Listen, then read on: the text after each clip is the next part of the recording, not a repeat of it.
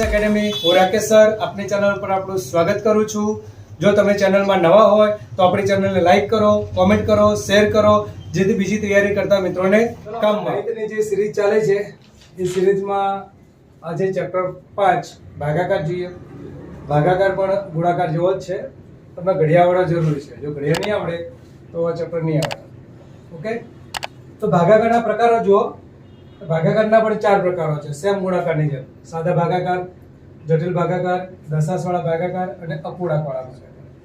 તો આપણે પહેલા સાદા ભાગાકાર લઈએ। સાદા ભાગાકારમાં આપણે બહુ ઉદાહરણ નથી લેતા, એટલે તમને જલ્દી ખબર પડી જાય।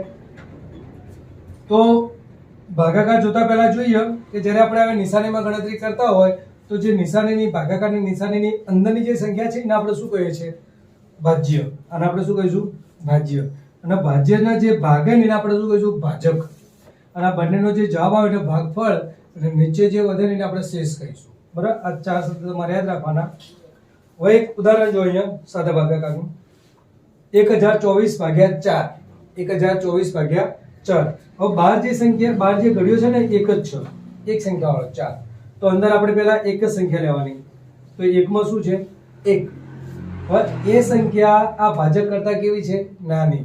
નાની હોય ત્યારે આપણે બે સંખ્યા લેવાની, એટલે 10 થઈ ગયા હવે, એટલે હવે મોટી થઈ ગઈ તો ગણતરીમાં આવશે। તો 4 એકા 4, 4 દુ 8, તો 4 દુ 8।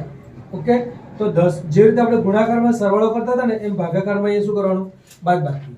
તમારે બાદબાકી કરવાની। તો 10 માંથી 8 જાય કેટલા વધ્યા? 2। બરાબર, આની બેની ગણતરી પતી ગઈ।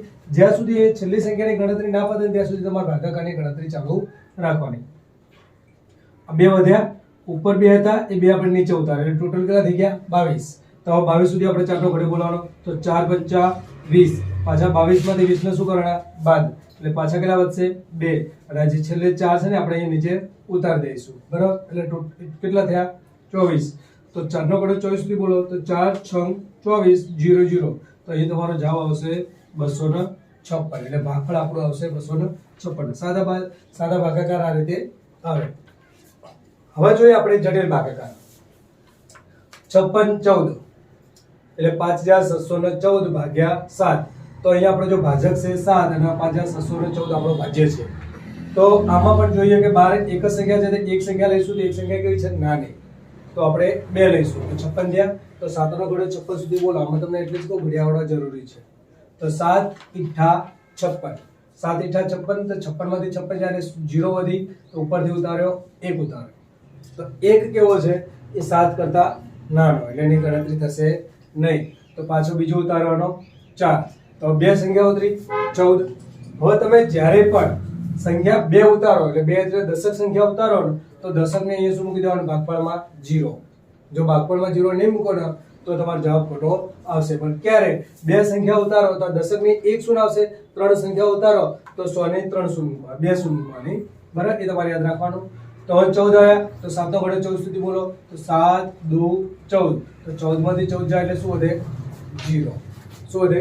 0। ઓકે, બીજું જો 27036 આપણી ભાજ્ય છે, 9 આપણો ભાજક છે। તો 9 નો ઘડિયો ક્યાં સુધી બોલીશું? 2 કેવા છે? નાના, એટલે 2 સંખ્યા ભેગી લઈશું। તો 9 તરી 27, વધ્યું શું? બંને 0, ઉપરથી ઉતાર્યો 0, પછી 0 નાનો જ છે। 3 ઉતાર્યા તો 0 3 એ પણ નાના થયા। તો 6 ઉતારી એટલે આપણે 3 સંખ્યા ઉતારેલી છે। બરાબર, 3 સંખ્યા 100 ને ઉતારી એટલે આપણે શું મૂકવાની? 2 0 મૂકવાની વચ્ચે। તમે નીચે એક પછીની જેટલી સંખ્યા ઉતારો એટલા 0 મૂકવાના। આપણે 1 0 તો ફરજિયાત કાયદેસર ઉતારવાનો જ હતો, એને પછી 3 ને 6 બંને ઉતાર્યા એટલે 2 0 મૂકવાના। એક સંખ્યા ઉતારો તો 1 0 મૂકવાનો। બરાબર, હવે 36 છે ને, તો 9 નો ઘડિયો 4 36 સુધી બોલો તો 9 ચોક 36, એટલે તમારો જવાબ આવશે 3000 અને 4। ઓકે, ચલો બીજો જોઈએ 24 0 24। બરાબર, એના 8 વડે ભાગાકાર કરવાનો। તો આમાં પણ જો એ રીતે જ છે સેમ। 8 તરી 24, શું વધ્યું? 0, ઉપરથી ઉતાર્યા 0, 2 અને 4। આ ત્રણે ત્રણ સંખ્યા આપણે નીચે ઉતારી છે, એટલે આપણે એ 3 ની સંખ્યા નીચે ઉતારી, એક સિવાયની 2 ઉતારી। બરોબર, તેના 2 0 મૂકી દીધા। હવે 8 તરી 24, એટલે તમારો જવાબ આવશે 3003। બરાબર, હવે અહીંયા જો 19 19 95, 19 19 95 એનો ભાગાકાર પાછો 19 થી કરવાનો। તો 19 થી ભાગાકાર કરો, અંદર 19 છે બરાબર. તો 19 એકા 19, તો 19 માંથી 19 જાય એટલે 0 વધ્યા. હવે ઉપરથી ઉતારો 1, 1 કેવો છે? નાનો છે એટલે બે સંખ્યા ઉતારી, બે 19 ઉતારી એટલે જેવડી જ છે. પણ હવે શું કરવાનું આપણે? બે સંખ્યા જોડે ઉતરી એટલે દશકની શૂન્ય મૂકી દીધી. પાછો 19 એકા 19, પાછો 0 આવ્યો. 9 ઉતારો, 9 નાનો છે એટલે પાછો 5, બે સંખ્યા જોડે ઉતારી એટલે પાછો 0. 95, તો 19 નો ઘોડે 5 સુધી બોલો. 19 પંચા 95 એટલે તમારો જવાબ આવશે 10 10 5, 10,105. હજુ એક ઉદાહરણ જોઈ લો.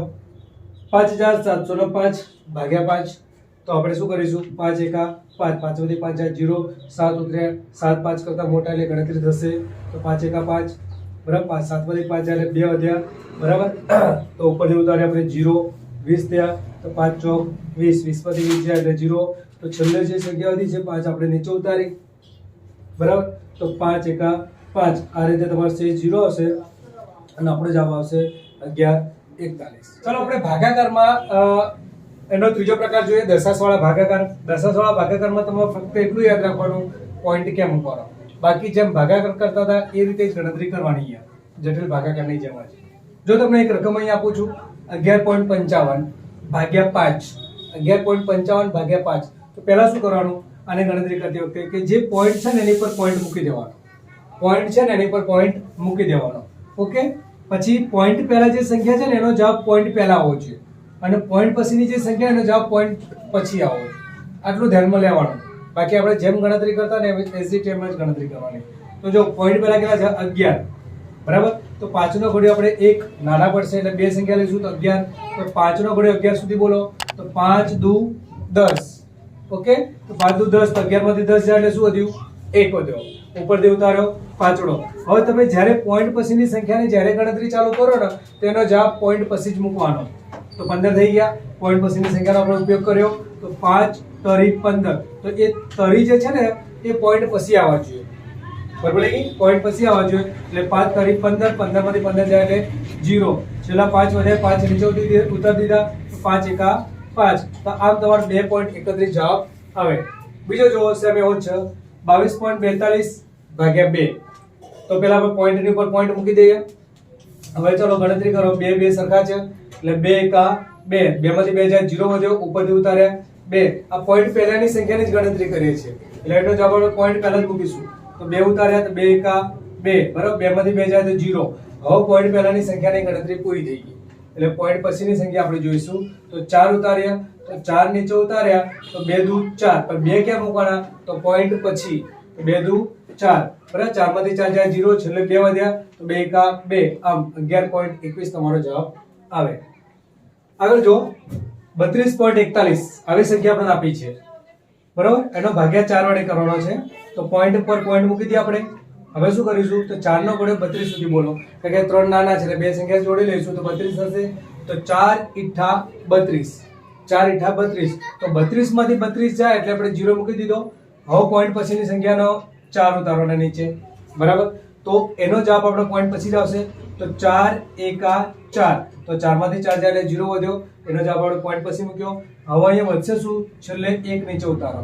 જો તમારે આગળ ગણતરી કરવી હોય તો પોઈન્ટ આવી ગયો છે એટલે હવે બીજી જગ્યાએ પોઈન્ટ મૂકવાની જરૂર નથી, બરાબર. તો આપણે શું કરવાનું? અદ્રશ્ય જેટલી શૂન્ય હોય એટલે તમારે મૂકી શકાય. અને આગળ ગણતરી તમારે ના કરવી હોય અને એકના શેષ તરીકે ગણવી હોય તો તમારે એક પછી 0 મૂકી દેવાનો, દશકની શૂન્ય તરીકે મૂકી દેવાની. ઓકે. ચલો આપણે આગળ ગણતરી કરવી છે. તો અહીંયા અદ્રશ્ય શૂન્ય તરીકે આપણે એક શૂન્ય ઉતારી દીધી, 10 થઈ ગયા. હવે 10 થઈ જાય તો 4 નો ઘોડે ક્યાં સુધી બોલીશું? 4 દુ 8, કેટલા વધ્યા? 2 વધ્યા એટલે પાછા બીજી એક શૂન્ય ઉતારી આપણે એટલે કેટલા થઈ ગયા? 20. તો 4 પંચા 20, તો અહીં શૂન્ય તમારો જવાબ આવી જશે 8.125. ઓકે. ચલો એના પછી ચોથો દાખલો જુઓ. 4.29 ભાગ્યા 13, 4.29 ભાગ્યા 13. તો અહીં શું કરીશું? તો પોઈન્ટની ઉપર પોઈન્ટ મૂકવાનું યાદ રાખવાનું ખાસ. બીજું કે ભાજકમાં આપણે 13 છે તો અહીંયા 4 છે, 4 નાના પડશે, બે સંખ્યા લેવાની. તો બે સંખ્યા લેવા માટે આપણે પોઈન્ટ પછીની સંખ્યા પણ લેવી પડી. હવે પોઈન્ટ પછીની સંખ્યા તમે જ્યારે લો છો, પોઈન્ટ પછીની સંખ્યા લો છો તો એનો જવાબ તમારો પોઈન્ટ પછી જ આવે. તો પોઈન્ટ પહેલા શું કરવાનું? તો આપણે 0 મૂકી દેવાનું. પોઈન્ટ પહેલા સંખ્યા નાની હોય ભાજક કરતા અને એની ગણતરી ના થાય તો આપણે અહીંયા 0 જ મૂકી દેવાનો. ઓકે. હવે જો તમે 42 આયા તો 13 એકા 13, 13 દુ 26, 13 તરી 39. તો 13 તરી 39 મૂક્યો તો 42 માંથી 39 જાય એટલે કેટલા વધ્યા? 3. તો 3 નીચે ઉતારો અને આ 9 જે છે ને આપણે એમ ઉતાર દો એટલે 39 થઈ ગયા. તો 13 તરી 39, તો 39 માંથી 39 જાય એટલે 0 વધશે. આમ તમારો જવાબ આવશે 0.1. ચલો આપણે ભાગાકારમાં છેલ્લો પ્રકાર જોઈએ, અપૂર્ણાંકવાળા ભાગાકાર. અપૂર્ણાંકવાળા ભાગાકારમાં એક જ ટ્વિસ્ટ છે, એ તમારે ધ્યાનમાં લેવાનું, બાકી તમને આવડશે જ. 24/18 ભાગ્યા 48/36 આવી સંખ્યા આપણી આપણે એને અપૂર્ણાંક કહીએ છીએ. તો અહીંયા ભાગાકારની નિશાની છે. તો એક વસ્તુ તમારે ધ્યાનમાં લેવાનું કે અપૂર્ણાંકમાં ક્યારેય ભાગાકાર થતો નથી, મતલબ એની ગણતરી ક્યારે થતી નથી. તો શું થાય? તો ભાગાકારની ગણતરી નથી થતી તો શાની થાય છે? ગુણાકારની. તો ગુણાકારની ગણતરી કરવા માટે શું કરવું પડે? તો જે ભાગાકારની નિશાની હોય એની પછીની જે પણ સંખ્યા હોય એને આપણે વ્યસ્ત કરી દેવાની. વ્યસ્ત એટલે અંશનો છેદ અને છેદનો અંશ કરી દેવાનો. પછી તમારે એનો ગુણાકાર કરવાનો, ભાગાકાર નહીં કરવાનો. એ જે જવાબ આવે આપણો ભાગાકારનો જવાબ થશે. જો 24/18 ભાગ્યા 48/36, તો આ પહેલી જે સંખ્યા છે એસજીટી ને નીચે જ ઉતારી દેવાની. 24/18 ભાગાકારની જગ્યાએ કોની નિશાની કરી દેવાની? ગુણાકારની. હવે એ નિશાની કર્યા પછી ભાગાકારની નિશાની પછીની જે છે ને એ આપણે શું કરવાનું? વ્યસ્ત કરી દેવાનું. એટલે 36 ઉપર જશે અને 48 નીચે. આ 36 ઉપર 48 નીચે આવી ગયા ને, બરોબર? એ રીતે થશે. હવે આપણે શું કરીશું? હવે ગુણાકાર કરતા હતા એ રીતે છેદ ઉડાડવાના અને ઉપર ઉપર નીચે નીચે ગુણાકાર કરવાના. તો જો અહીં છેદ ઉડે છે તો 18 દુ 36 ઉડી ગયા, 24 દુ 48 ઉડી ગયા, એટલે ઉપર નીચે અંશ અને છેદમાં 2 2 આવ્યા, બરોબર? હવે બંને જ્યારે સંખ્યા સરખી હતા આપણે શું કરીએ? 2 એકા 2 એટલે આપણો જવાબ આવશે 1. બીજી જો ઉદાહરણ થોડો વધારે ખ્યાલ આવશે તમને. 72/7 ભાગ્યા 60/21. તો આપણે નિયમ પ્રમાણે શું કરવાનું? ભાગાકારની જગ્યાએ ગુણાકાર કરવાનો અને ભાગાકારની નિશાની પછીની જે સંખ્યા છે ને અપૂર્ણાંક સંખ્યા આપણે બેસ્ટ એટલે 21 ઉપર લઈ જશું, 60 નીચે. તો જો 21 ઉપર ને નીચે 60 આવી ગયા. હવે ગુણાકારના પ્રમાણે છેદ ઉડાડો. તો 7 તરી 21, 3 આવી ગયા. 72 ના 60 ક્યાં આવે છે? તો 12 ના ઘડિયામાં. તો 12 6 72, 12 5 60, 12 ઉડી ગયા. વધ્યું શું? 6 ને 3 ને નીચે 5, એકબીજા છેદ ઉડતા નથી. તો શું કરવાનું? તો ઉપર ઉપરનો ગુણાકાર કરવાનો. તો 6 તરી 18, 5 ના 5, બરોબર? હવે આ બંને કોઈ એક સંખ્યામાં આવતી સંખ્યા નથી. તો શું કરવાનું? તો જવાબ તમારો 18/5 આવે છે, પણ 18/5 એ અશુદ્ધ જવાબ છે. અશુદ્ધ જવાબ આપણે સ્વીકારતા નથી. તો શું કરવાનું? મિશ્રમાં જવાબ લેવાનો. તો 5 નો ઘડિયો 18 સુધી બોલો. 5 એકા 5, 5 દુ 10, 5 તરી 15, 15, 5 ચોક 20 વધી જાય, વધવા જોઈએ નહીં. તો 5 તરી 15 લીધા. 18 માંથી 15 જાય એટલે કેટલા વધ્યા? 3. જે વધે આપણે અંશ તરીકે મૂકી દઈશું. તો જવાબ આવશે 3.3 પંચમાંશ. ઓકે, ચલો એક આપણે મિશ્રણ ઉદાહરણ જોઈએ. જો તમને આવી રીતે રકમ આપી હોય 9.2 ભાગ્યા 4.1 આ મિશ્ર હોય તો મિશ્ર તો જેવા આગળના નિયમ આવતા હતા ને એ રીતે જ થશે. મિશ્રમાં જે સંખ્યા આપી હોય તે સંખ્યાને પહેલા તમારે અશુદ્ધમાં ફેરવવી પડે. અશુદ્ધમાં ફેરવવા માટે છેદ અને પૂર્ણ સંખ્યાનો ગુણાકાર. તો 7 9 63, 63 માં અંશ ઉમેરી દો તો 65. જે છેદ આવતો ને એઝ ઇટ એમને એમ જ રહેશે. ભાગાકાર 3 ચોક 12, 12 ને 1 13, 13 ના છેદમાં 3 એમને એમ જ રહેશે. હવે આપણે નિયમ પ્રમાણે ભાગાકારની જગ્યાએ ગુણાકાર કરીશું. અહીંયા આપણે છેદનો અંશ અને અંશનો છેદ કરી દઈશું એટલે 3 ઉપર જશે, 13 નીચે આવશે. તો 13 અને 65 ઘડિયામાં આવે છે તો 13 5 65, બરોબર? 7 નો 3 નો 5 કોઈ ઘડિયામાં આવતા નથી. તો ના આવતા હોય ત્યારે આપણે અંશ અંશનો ગુણાકાર. તો 5 તરી 15, 7 ના 7. જો કોઈને છેદ ઉડતો નથી, ના ઉડે એટલે આપણે શું 15 અંશ મોટો થાય છેદ નાનો થાય તો એ જવાબ આવશે આપણો અશુદ્ધમાં. તો એને આપણે સામો ફેરવવાનો? મિશ્રમાં. તો 7 દુ 14, 14 ને 1 15. આ રીતે તમારો જવાબ મળી જશે.